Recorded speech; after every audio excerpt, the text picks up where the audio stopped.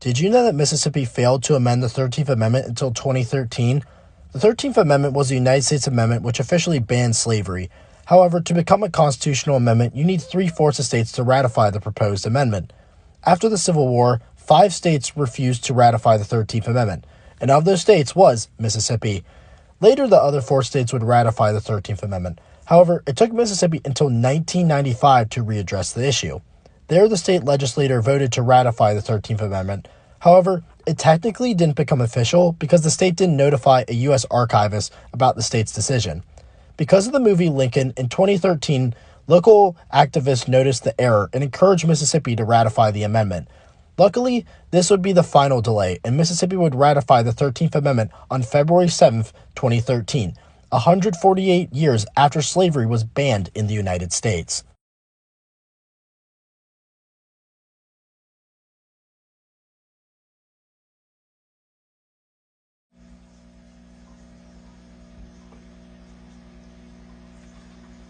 All right. Shalom. We are the Hebrew Israelites from the Indianapolis branch of the Great Millstone. We're here to give all praises, glory, and honor to Yahweh, Ba'ashem, Yahushai, Ba'ashem, Rakakadash. double honors to our apostles and elders of the Great Millstone who rule well in teaching us this 100% truth. Salutations to them and our fellow occupants who labor in this truth week in and week out on the highways and byways. Also salutations to the hopeful elect of the scattered 12 tribes of Israel, scattered to the 4 corners of the earth that be like unto the speckled bird, also known as your Israelite foreigners and your so-called Negroes, Latinos, and Native Americans. To you, we say shalom. Shalom. All right, today is our 100th installment of our camps series called For Thy Violence Against Our Brother Jacob. And before we get into that, I just want to declare fair use, according to the Copyright Act of 1976. All right, and under Section 107, and all of the things outlined therein that gives us the right to have fair use of the video that's in the beginning. All right, today's subject actually happened 30 years ago. This is March 16th. Today's March 16th, 2025, and this is Mississippi. 30 years ago, had finally ratified the 13th Amendment to the Constitution. And the 13th Amendment pretty much said that slavery was over or was abolished, except you were a felon. Okay, and we'll put a link to that 13th Amendment in the description box. All right, but they failed to ratify it. Okay, when actually all the states that were needed to ratify were completed by December of 1865. All right, which is kind of crazy for them to wait that long. But if you see what's going on here now in the future, right now to today, a lot of hanging and stuff is still happening in Mississippi. All right. All right. Word. Go ahead. Ratify. It says to approve, sanction formally.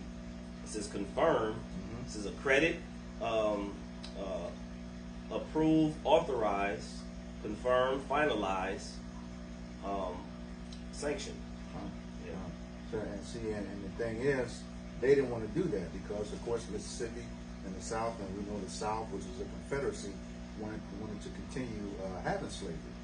Okay, but the key thing about that is the Emancipation Proclamation was approved by Congress January 1st, 1863. And Jake is all nutty about Juneteenth. That was actually 2.5 years later when the state of Texas actually went ahead and approved the Emancipation Proclamation. But the key was the 13th Amendment was also on the table at the same time. So they had roughly a little bit over 2.5 years to change all of the black codes into laws. So, for example, if Jake was loitering, let's say you had a bunch of Jakes waiting to have a job, okay, they would consider that loitering if you stand in front of the place where you're applying for, okay? That was a felon, okay? And if you weren't hired at that time, not having a job was a felon as well, all right? So they throw you right back in jail and put you back on the plantation where you came from, all right? So Well, our opening scripture, you know, again, this is our series called "For Thy Violence Against Thy Brother Jacob," and it is based on Obadiah 1:10. Yep. All right. It says, Obadiah, verse 10, it says, "For thy violence against thy brother Jacob, shame shall cover thee, and thou shalt be cut off forever." So and that's the thing. That violence is continual. You know, he has had a perpetual hatred, especially in the state of Mississippi. You know, you having people still being, Jake still being hung down there. Okay? And it says, you know, but we see that violence all over the world. And again, like I said, this is our 100th video. And one thing's for sure, everything that has happened to Jake on U.S. soil, okay, and even before it was in U.S., even in the colonies, the government, the U.S. government has always had a hand in it, directly or indirectly, okay? And when it was indirectly, they assisted the civilians, okay, who caused problems, all right? And that has been a continual issue, all right? And it's all going to come to an end. And now that we're exposing these things, and like I said, 100 videos, we haven't even scratched the surface of everything that's going on. Okay, that has happened. Go ahead. What you got? I had a Baruch. Oh, okay. That was going to be on the same. Go ahead and bring yours out. Okay, count. This is Baruch chapter 3 and verse 8. It says, "Behold, we are yet this day in our captivity, where thou hast scattered us for a reproach and a curse, and to be subject to payments, according to all the iniquities of our fathers, which departed from the Lord our power." You know, I was thinking about that scripture when we were going to how the 13th Amendment was being ratified, because really, you know, slavery really hasn't been abolished. Nope. Okay? We're still subject to payments such as, you know, paying rent, taxes, utility bill, light bill, right, so on and so forth. See, so ultimately, just because, you know, we're not in the fields, right, just because we're not being, you know, whipped physically, right, that doesn't mean that we're not in slavery. Yep. Okay? We still go to these jobs, right, and work for somebody above us, man. Mm-hmm. Okay? Hey, we're still in our captivity, man. Mm-hmm. You see, so, hey, when they talk about the abolishment of slavery and things of that nature, slavery has never really been abolished, man. Nope. All right, just in another form, man. You know? And just like you said, subject to payments. Even if you're on probation, you know, and you get a job, that comes out of your check. You still got to pay for that. All right. It's the book of Ezekiel. The point is in 5 because it's something you mentioned, that perpetual hatred. But I just want to get the context of who the Lord is speaking to. Ezekiel 35 verse 1. It says, "Moreover, the word of the Lord came unto me, saying, Son of man, set thy face against Mount Seir and prophesy against it." That's the you want to Go ahead. Yeah, Okay. it says prophesy against it. You know, and what's prophesied to say before. Okay, and Mount Seir is the original home of Esau, Edom, the so-called white man who is the wicked, according to Malachi 1 and 4. Mm-hmm. And before them, the Horites. Yep, the Horites, yeah. And say unto it, Thus said the Lord power, Behold, O Mount Seir, I am against thee. I will stretch out my hand against thee, and I will make thee most desolate. God, he says, I am against thee. You know, and that goes back to that that righteous indignation or that hatred for Esau, Edom.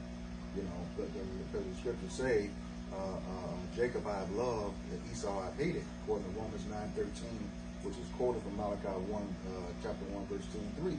Okay, that's that righteous indignation. You have something? You just show who Mount Seir is dealing with. This is Genesis chapter 36, verse 8. It says, "Thus dwelt Esau in Mount Seir." Esau is Edom. So, and that's the thing, when you hear Esau, or that is also the same as Edom, you know, the nation, you know, because he's the progenitor of the nation of the Edomites, just like the same thing with Jacob. You know, you hear Jacob is interchangeable with Israel or Yasharallah in the Paleo Hebrew. All right. Verse 4 says, I will lay thy cities waste, and thou shalt be desolate, and thou shalt know that I am the Lord. Mm-hmm. Because thou hast had a perpetual hatred, and hast shed the blood of the children of Israel by the force of the sword in the time of their calamity, in the time that their iniquity had an end. So we know that the sword was his blessing, according to Genesis 27, I think around verse 41. Okay, and he is the sword of the Lord. Okay, Esau Edom. That's Psalms 17:13, and he does not bear that sword in vain. That's Hebrews 13. Romans 13. Yeah, he doesn't bear that sword in vain. So he's doing his job, and that's against the nation of Israel. We know also in that Genesis 27 that he said, you know, the days of his father Isaac are at hand. When he dies, he's going to slay his brother Jacob. So that hatred has been since the very beginning, all because he sold his own birthright, realized what it was, and now he's crying like a little bee, you know, continuing to this day. You know, always a victim, and he causes his own problems because he's wicked. He doesn't know any better. That's what he is. All right. Read that again. Yeah. It says, because, verse 5, because thou hast had a perpetual hatred and hast shed the blood of the children of Israel by the force of the sword in the time of their calamity, and the time that their iniquity had an end. And that word perpetual means continual. It's been non-stop. Okay, at the time that our iniquity had an end. And Zechariah 1:15 says he furthered the affliction of the children of Israel and shed our blood. You know, to this very day. Which goes back to your point with what we were going to go into of the they pretty much kept it on the books, and then they also, even to this very day, you're seeing that so-called blacks, Hispanics, and Native Indians are being snatched up and strung up, you know, to this very day. Yep. Coming up, going into certain areas and are missing. You know, they become missing. Can't find them anymore. But, one last verse. Verse 6, it says, therefore, as I live, saith the Lord power, I will prepare thee unto blood, and blood shall pursue thee, since thou hast not since thou hast not hated blood, even blood shall pursue thee. God, and we know, you know, that the Lord is going to avenge us. Okay?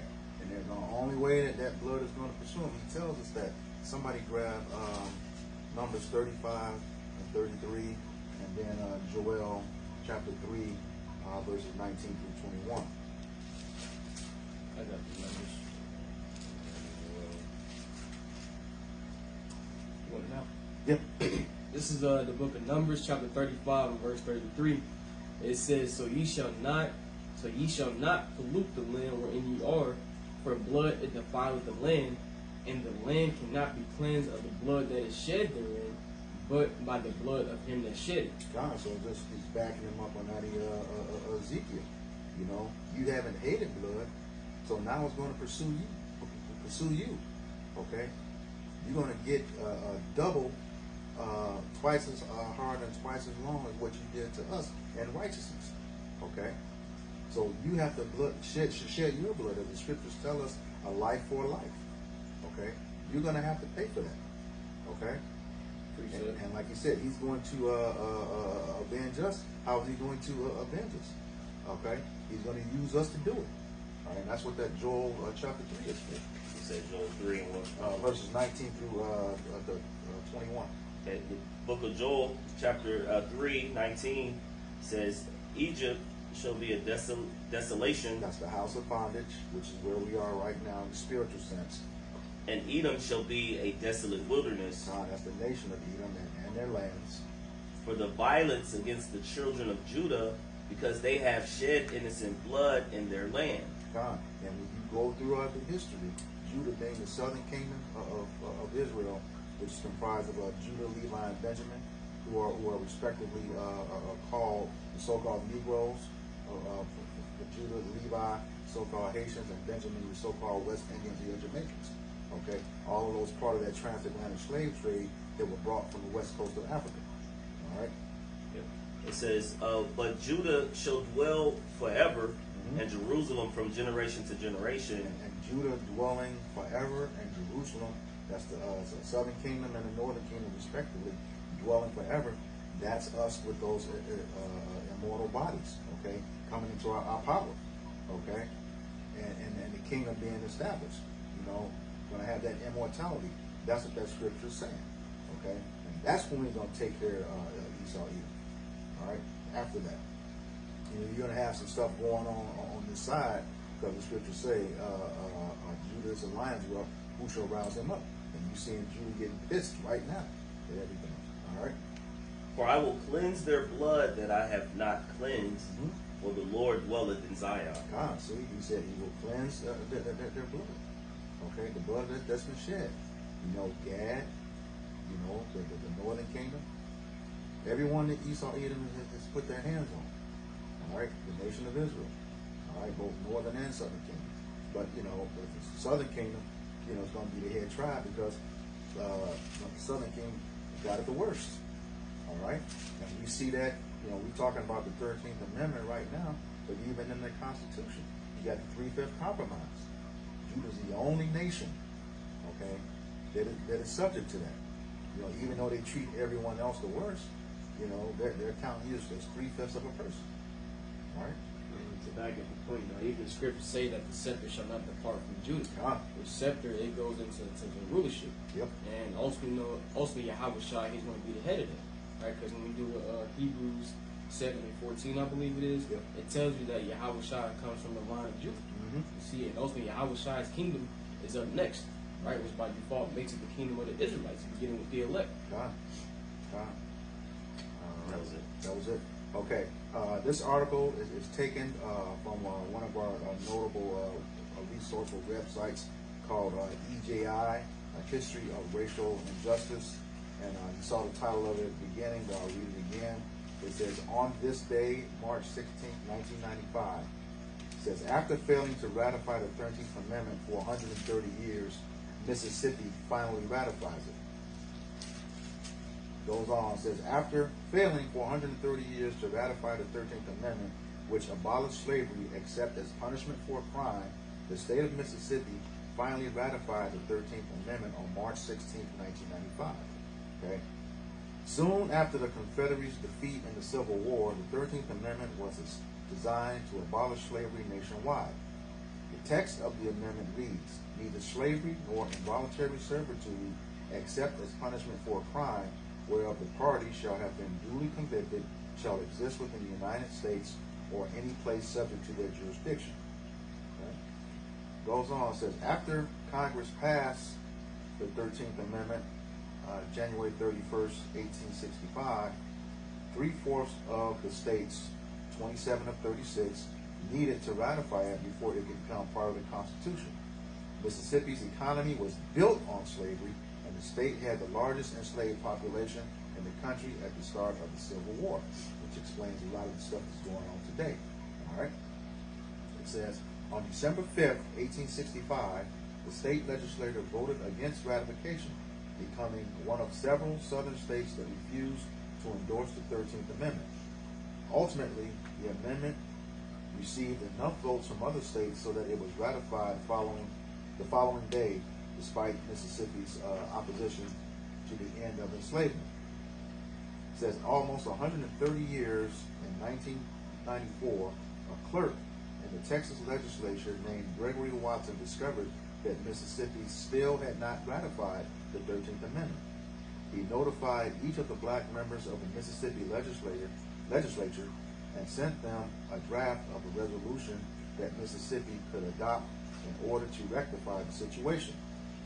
On March 16th of the next year, the Mississippi legislature reached a largely symbolic vote to unanimously ratify the abolition of slavery in the U.S., becoming the last of the eligible states to do so. Okay, all right, something real quick. So there was a Netflix special, the 13th Amendment, and pretty much I just pulled it up. If you get a chance, anybody coming across this video can look up that special, and it goes into and this actually gives it a good explanation of it. Can't really say his last name, but it's her last name, but it's Ava. Oh, DuVernay. DuVernay, the water. Netflix documentary. It says 13th. It says explores the 13th Amendment's loophole allowing for involuntary servitude as punishment for a crime, arguing that this has led to a system of mass incarceration that disproportionately affects Black Americans, but it's also Hispanics and Native Indians, mirroring the historical legacy of slavery, including the states like Mississippi. So that's where we kind of going into, and when you go into that, you'll find that part of those loopholes, the things in which the system systematically did, and how they infiltrated and put certain things within the community to cause or influence, the high level of incarcerations, to then use that servitude to make things like license plates, on pennies of the dollar, and yet they can then turn around and sell them for like $250, $200, $500, to the consumers. So they're making a whole lot of money based off of, that's just one of many things that they were making in there. Oh, but to your main point, a lot of huge corporations took part in that as well. Yeah. Making, just making product of cheap. And then after you served your time, it was one of the big points in that Netflix documentary. You did all that work for those corporations. Okay, you got out of prison, jail, served your time, and couldn't get a job at the same place that you did all the work for, even though you have the multitude of experience in it. All right. And Slocky, just another point. You said that it was the loophole. The main loophole was that 1994 crime bill. Yeah. Okay. It's in there. Yeah. The 1994 crime bill put in by who else? Joe Biden. Under the presidency of Bill Clinton. Once again, the U.S. government has always had a hand in our demise. That crack cocaine was put in our neighborhoods under Ronald Reagan. You have him talking about a war on drugs, and then his wife, that witch, Nancy Reagan, talking about just say no. All right, and both of you all are working together. Him and under what was that guy's name? Oliver North. Yeah, they working together. CIA putting that stuff in our neighborhoods, and that's why you're scared, because we know you did it. CIA and the FBI, we know you did it. All right. Yeah, this is just a back at the point of mass incarcerations. This is Isaiah chapter 42 and verse 22. It says, "But this is a people robbed and spoiled. They are all They are all of them snared in holes, and they are hid in prison houses. They are for a prey, and none delivereth for a spoil. And none delivereth for a spoil, and none saith restore." You see, so when you look at the prison homes, man, who fills majority of these prisons, man? Jake, whether it be the so-called Negroes, Latinos, or Native Americans, man, you're going to see majority of Jake are in these prisons. Yep. And hey, you got murderers out there, right, amongst Jake.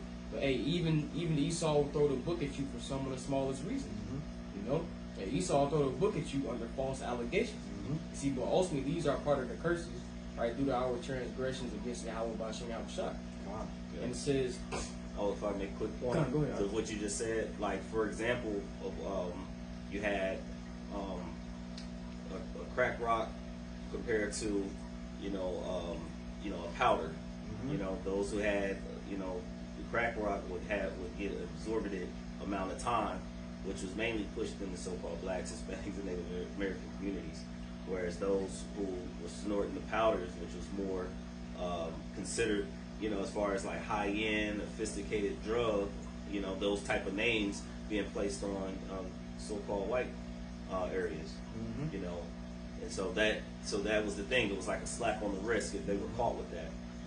Oh, and the amount of crack for you to get that maximum penalty only had to be the size of a nickel, versus I think it was 100 grams of the cocaine. Yeah, something somewhere. It was a much larger amount of the pure cocaine versus the crack cocaine. And we know crack was made in the lab. You all did that stuff. All right, they shot that guy in the head who testified against him. He was an I think FBI or CIA person. He committed suicide with 2 bullet holes in the back of his head. Then you have the 3-strike rule. Yep. You know, so then that goes on top of it.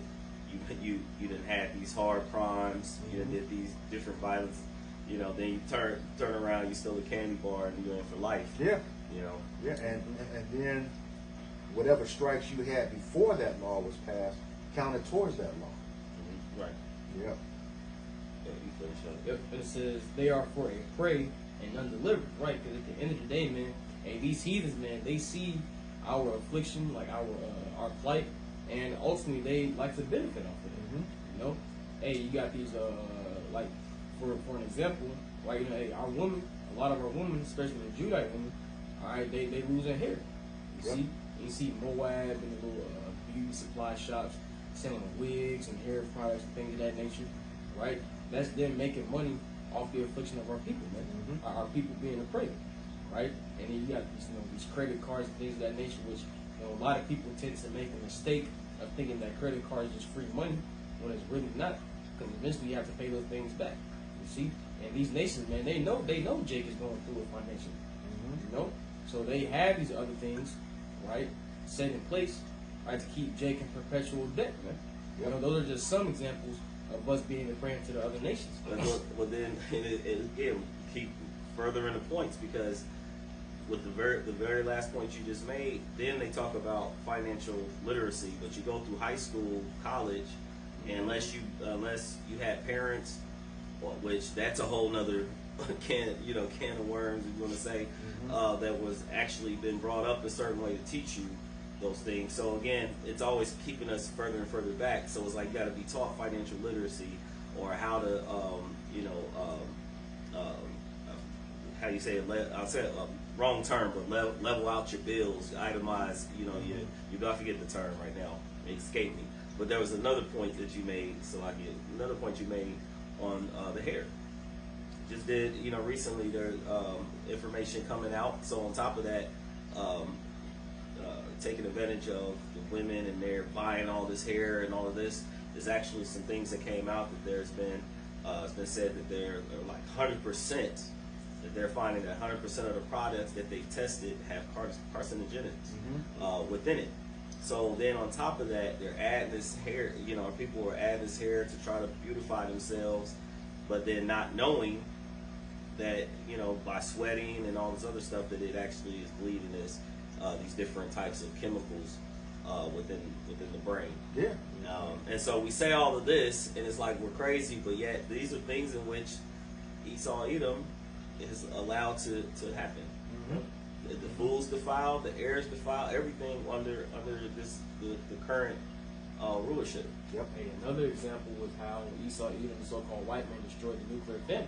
Right? Because ultimately we understand the man is the head of the house. Right? The woman, she's supposed to stay home, take care of the house, take care of the children. Right? But Esau made it to where these women could go out and get jobs. Now, guess what? Esau is making more money because both the man and the woman are being taxed. Right? So that's rolling in more money for Esau, even so-called white man. But what happened within that, how the nuclear family was broken down, now that these women have jobs and are able to make a certain amount of money, they wax proud against the men, especially the so-called black woman against the Israelite men. Yep. So now, all right, what's the child left to?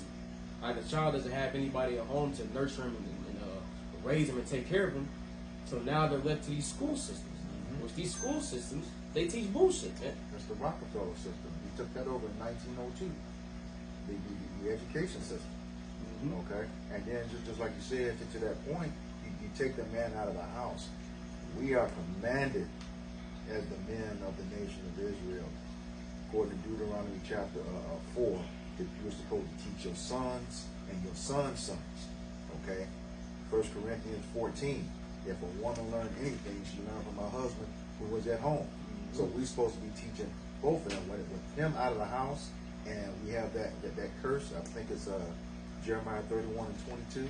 A woman shall compass a man. Okay, she's making more money than him. Okay, bucking up against him. Everything is out of order. Okay, which now plays into them benefiting to this 13th Amendment, because there's some statistics going out. The worst children, especially amongst us, the ones most incarcerated, have all the problems in society, come from homes of homes that are run by single women. Okay, because they don't have the wisdom. Okay, the man is lost.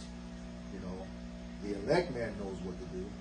Okay, but he has to deal with, you know, this. Sometimes these women, have the wrong seed, have seed by.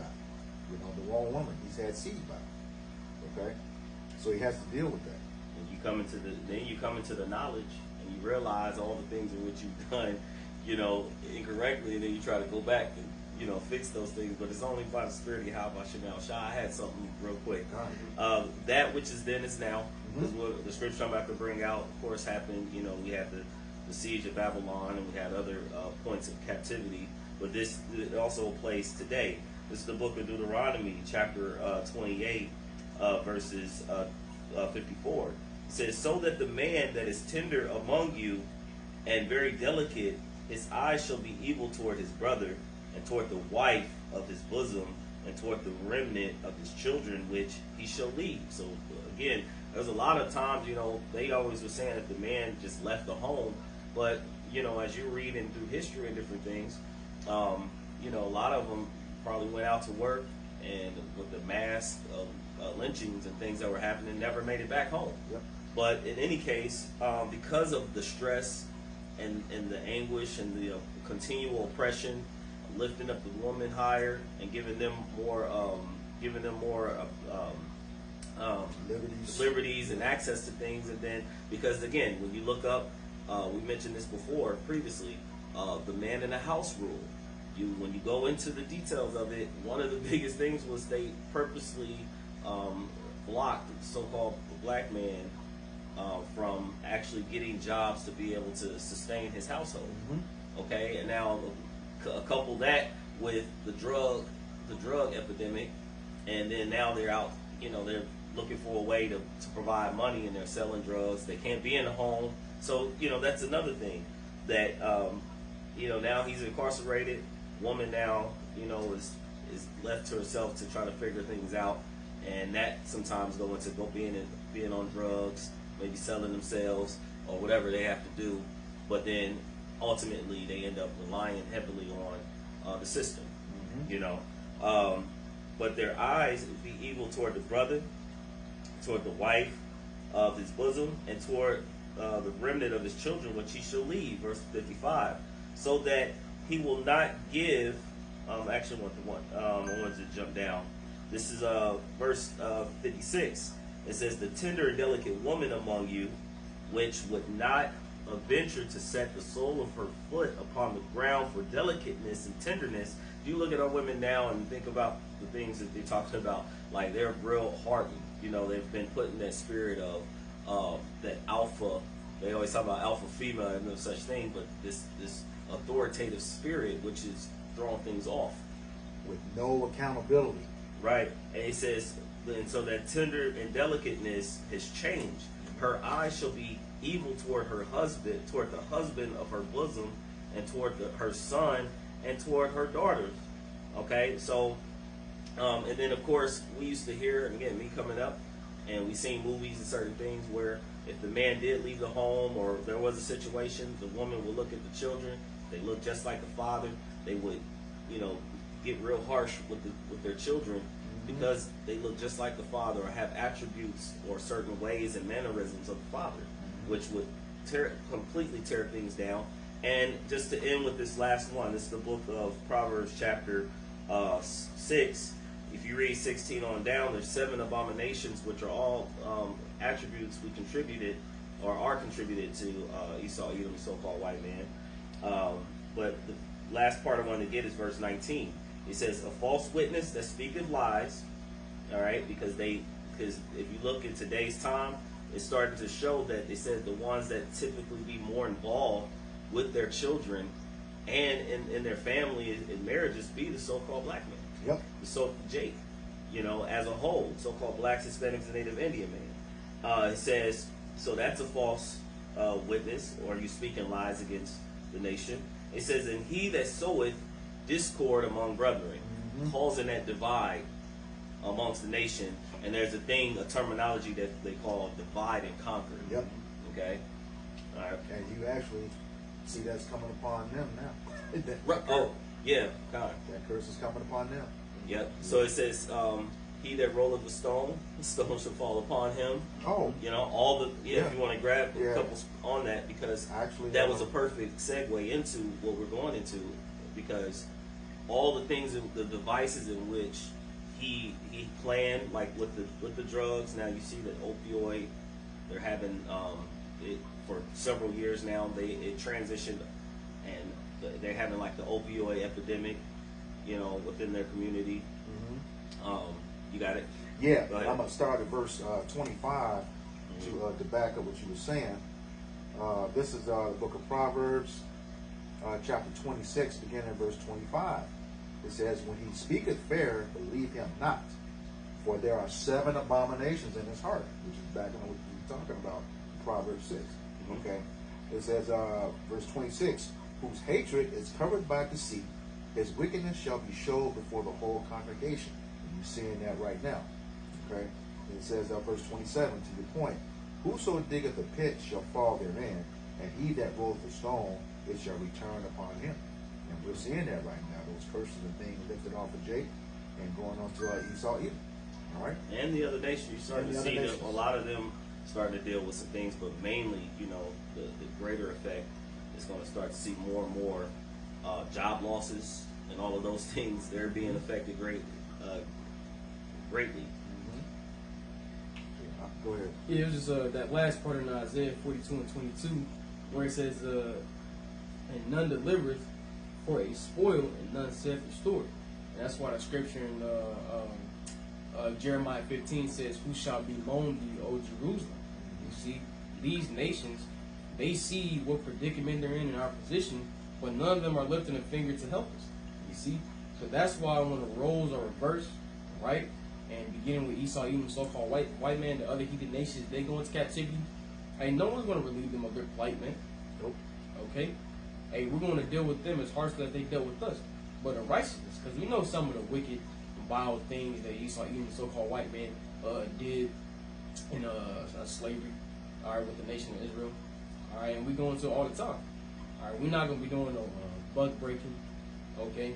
We're not going to have the men of Edom, all right, breed with their mothers, okay? Because that's wickedness, man. Or You know? even touch their wives. Right. Like they did, come in and then take ours. Come on. You know, so, hey, man, we're going to rule in righteousness, right? The point being, hey, ain't nobody feeling sorry for us right now. Hey, ain't nobody going to be feeling sorry for none of you heathens in the kingdom, man. What's that? One scripture, it says, he that showed no mercy. Can you grab that one? James James 2 and 13. Yeah. And then I got something I want to bring out right after that. Yep. This is, bear with me 1 minute. This is the book of James, chapter 2 and verse 13. It says, "For he shall have judgment without mercy that hath showed no mercy, and mercy rejoiceth against judgment." Yeah. So it's just to show that, like the Lord has everything, set up. It's a perfect balance. You didn't show, if you ain't showing mercy, then when it comes down to it, you're going to be crying and screaming for it and won't receive it. I just want to add to your point. Even your own scholars in the Zondervan Compact Bible Dictionary says Edom is the only neighbor of the children of Israel that should not be shown any mercy. Any mercy. The only nation. Just for that reason, what he just said, you never showed it. You brought out earlier Ezekiel 35 of 5 and 6. He had perpetual hatred. All right. Yep. This book of Isaiah chapter 63 verse 4, it says, "For the day of violence, for the day of vengeance is in mine heart." It's the Hawashai. Okay, and the year of my redeemed is come, where he's going to save the children of Israel, the elect, on this side. It says, "And I looked, and there was none to help, and I wondered that there was none to uphold. Therefore mine arm," which is Yahushai, "brought salvation unto me, in my fury it upheld me. It said, so just to show you that, you know, there was none upon this earth that was, like it said, at the end of Deuteronomy, it says, you shall go into captivity again with ships, right? Into Egypt, which was captivity, bondage, again with ships. We were placed on the ships and brought over here into the Americas and scattered all throughout, because even the natives that were here initially, they were put on ships as well. Wow. And it says, and then at that one, at the very end, it says that no man shall redeem you. All right, and so you got something? Yeah, Isaiah 47. It's Isaiah I got chapter one more over here. Come. Isaiah chapter 47 and verse 3. It says, "Thy nakedness shall be uncovered, yea, thy shame shall be seen. I will take vengeance, and I will not meet thee as a man." Yep. So when he returns, he's going to be bringing vengeance, and he's going to be redeeming. That's why we're in that hopeful year of Esau Edom's downfall, roughly paraphrasing, and the salvation of the elect of Israel. Hopeful year of Esau, Hopeful year, judgment, yeah. destruction, and the salvation of the elect. One more verse. It says, "And I will tread down the people in mine anger." This is Isaiah 63 and 6. "And make them drunk in my fury. I will bring down their strength to the earth." So when Yahushua returns and he puts everything back in its order, again, it said, "The Lord alone will be exalted in that day." So all the proud and lofty shall be made low. Can you read that next verse just to show who he's redeeming? Yep. Verse 4, it says, "As for our Redeemer, the Lord Yahweh of hosts is his name, the Holy One of Israel." See, it's only the nation of Israel. You know, you other nations don't have a chance. Don't have a chance. No matter how much you try to insert yourself in there, he's only coming back for the nation of Israel. All right? Yeah, I got one precept too. I was going to make a real point Go ahead. real quick, because dealing with verse 3, when it said, "I will not meet thee as a man," we understand that when Yahushua first came on the scene as himself, all right, he came in the flesh, all right, just like us, all right. But this time, when he comes back, this time around, because remember when he was walking with the apostles in Acts the 1st chapter, and he was suddenly taken up or abducted to chariots, the angels like this Yahushua, which is taken up into heaven, shall so come back in like man. Okay? But we understand that Yahushua, instead of coming back in the flesh the second time around, he's coming back in all his power and all his glory in that angelic body. Right? This is the book of Luke, chapter 1, verse 68. It says, "Blessed be the Lord, power of Israel, for he hath visited and redeemed his people." So just to back up what was just read. And it says, "And have raised up a horn of salvation," which is Yahushua, "for us in the house of his servant David," which is the elect house of Israel.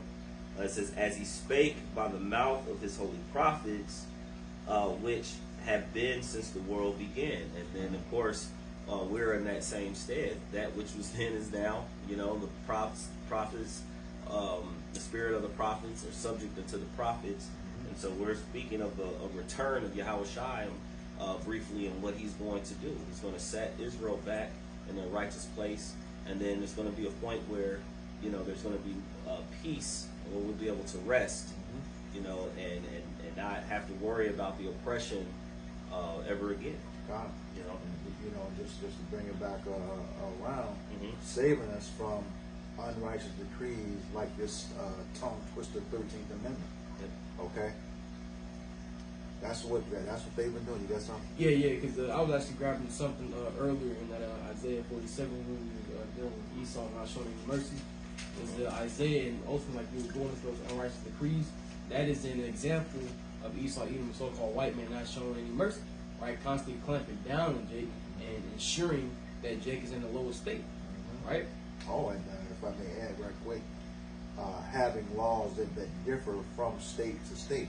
You know, what's permissible here, you go somewhere else, you know, it's against the law. Always keeping Jake in trouble, you know, which is going to be wonderful. You know, it's going to be one set of laws when Yahushua returns, all right? Yep. This is Isaiah chapter 4, back in Isaiah the 47th chapter, in verse 6. It says, "I was wroth with my people, I have polluted mine inheritance. and giving them to thine hand. You see, so ultimately we're in the hands of Esau, even the so-called white man, are the main oppressor. And the other heathen nations have had a hand in our oppression too. But the main oppressor is Esau, even the so-called white man. And ultimately, we've been given to their hands because we moved the Lord Yahweh Bashing out shot wrath.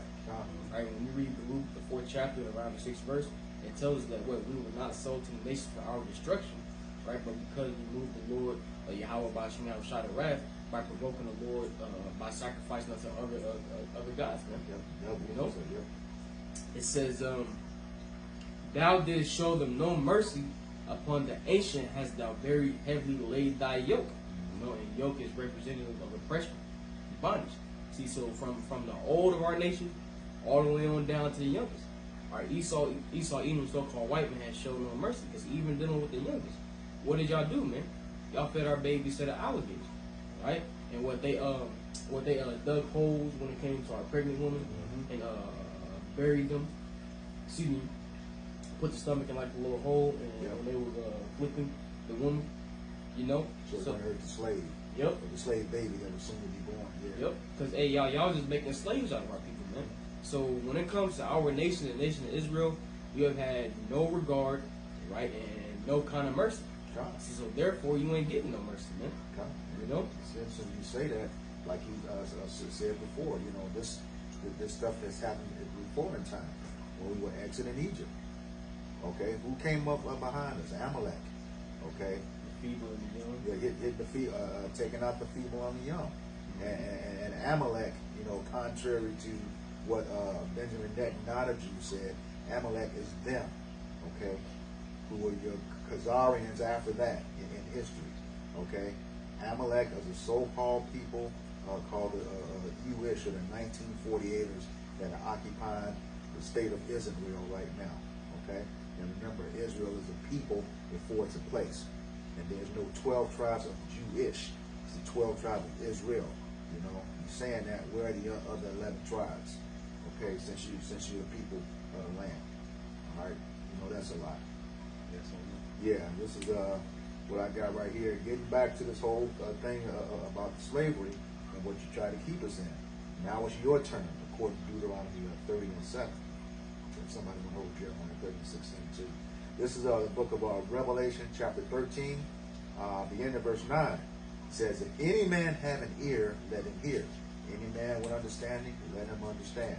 Verse 10, he that leadeth into captivity shall go into captivity. He that killeth with the sword must be killed with the sword. Here is the patience and the faith of the saints. Okay, and like we always do, you know, we dig into these scriptures. You know, it says, and that after that word captivity, that's a colon. So we always tell you what comes after colon substantiates what we said before. Who had the sword? Esau, Edom. That was his blessing, according to Genesis 27:41. Okay, he's one who has led us into captivity for the longest.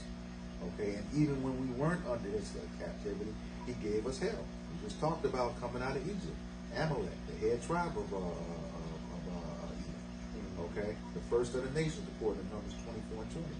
Okay, then when we tried to cross to the promised land, who came out to war against us? Edom.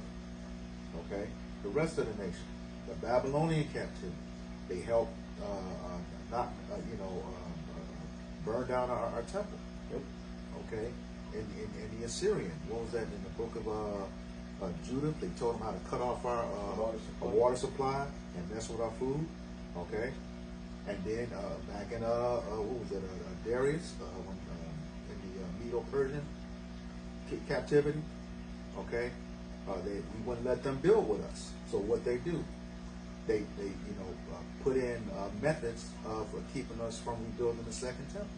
And then after that, the Greeks and then the Romans. Okay, they came back into power after the defeat of the Romans, and then during the Renaissance period. You know, they came back into power and been in power ever since. All right, but it's gonna come back to you. You know, like it says, this is the patience and the faith of the saints. Who are the saints? The Israelites, according to Psalms 50 and 5, as well as 148 and 14. Okay, this is what we're waiting for. This is what we're hastening for. And you know, as things are moving right now, be hopefully this was the last Passover. Okay, and all signs are point to it right now. You know, that's just me speaking as a man, but the way things are shaping up, you know, the way prophecy is moving, that this could very well be it. All right, and we're hastening that time for our deliverance, like we mentioned before, our deliverance and the destruction and judgment of Esau Edom. Which, We have more than an article. oh, that was it on the article. Okay. Yeah. We'll ask the scriptures. You go ahead. The scripture you called for. This is Jeremiah chapter 30 and verse 16. It says, "Therefore all they that devour thee shall be devoured, and all thine adversaries, every one of them, shall go into captivity, and they that spoil thee shall be for a spoil, and all that prey upon thee will I give thee for a prey." And we know all of the nations, you know, took part of our spoils according to First Maccabees 2:10. There's not a nation on this planet that hasn't put their hands on us, and we know who all those nations were according to Psalms 83. Okay, but who was the worst? Esau Edom. Okay, Esau Edom was the worst one. You know, we had some deaths under those other nations, but not like under you. Not like you're the only one who has had to pay for it. You know, ancient Babylon was destroyed; it has not returned. Okay. Ancient Egypt was destroyed; it has not returned. You know, Greece and Rome are not the same in the way that they used to be. Although Rome, you know, you hiding our stuff. You know, you have our vessels when you sacked Jerusalem in 70 AD. All right. Which is also Esau Edom. You're going to pay for that. All right? So, yeah, that's all I had. All right, we'll end with this here. It's the book of Psalms 72. Just read 1 through 4. And it's a psalm of Solomon. It says, "Give the king thy judgments, O power, and the righteousness unto thy king's son." It says, and this is dealing with Yahweh Shai. It says, "He shall judge thy people with righteousness, and the poor with judgment." It says, the mountains shall bring peace to the people, and the mountain and the little hills by righteousness. So of course, the laws, when Yahweh shall return, the laws, statutes, commandments are all going to be reestablished upon the earth. And of course, the mountain and hills and other reference points of the scriptures deal with government. Okay, you have bodies of government. Okay, starting with the elect, 144,000, and then you have the innumerable multitude. But there's going to be governments established all under Yahweh Shai to keep order upon the whole entire earth. It says the point: "He shall judge the poor of his people; he shall save the children of the needy." Which is again, that's dealing with the elect, and you're dealing with the poor of his people, the children of Israel. And he shall break in pieces the oppressor.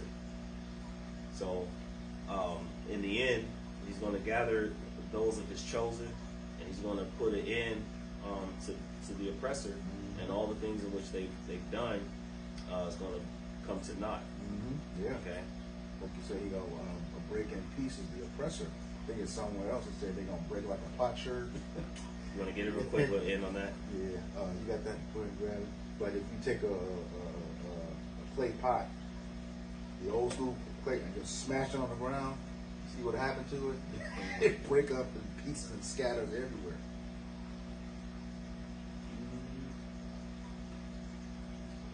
You got Potter's vessel. potter's vessel. Yeah, it's called a potsherd too. Okay. Like it. Let me see. I think it's Isaiah 59.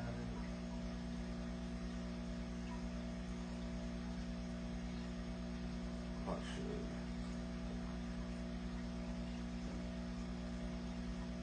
I got Revelation 2. Yeah, let's go. Okay. Grab that. This is Revelation chapter 2, beginning of verse 25, and this is Yahweh Shai speaking. It says, "But that which ye have already, hold fast till I come. And he that overcometh and keepeth my works unto the end, to him will I give power over the nations, and he shall rule over them as a rod, and he shall rule them with a rod of iron, As the vessels of the potter shall they be broken to shivers, even as I received of my Father.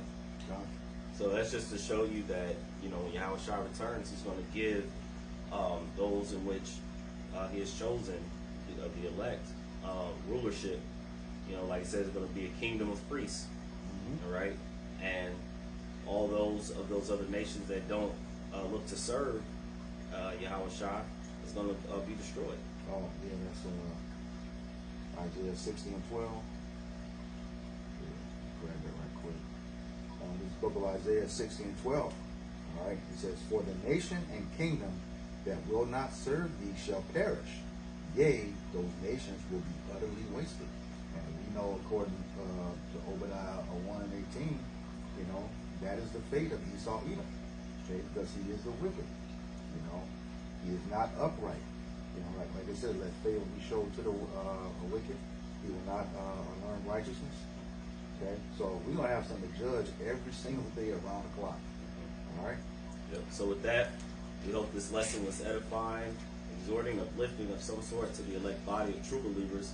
Before we end, we'd like to give all praise, honor, and glory to Yahweh, Ba'ashem, Yahweh Shai, Ba'ashem, Rakakwadash. Double honors to the apostles and elders of Great Millstone. Peace and salutations to the hopeful elect scattered throughout the four corners of the globe. So next time, all those listening and learning to you, we say Shalom. Shalom.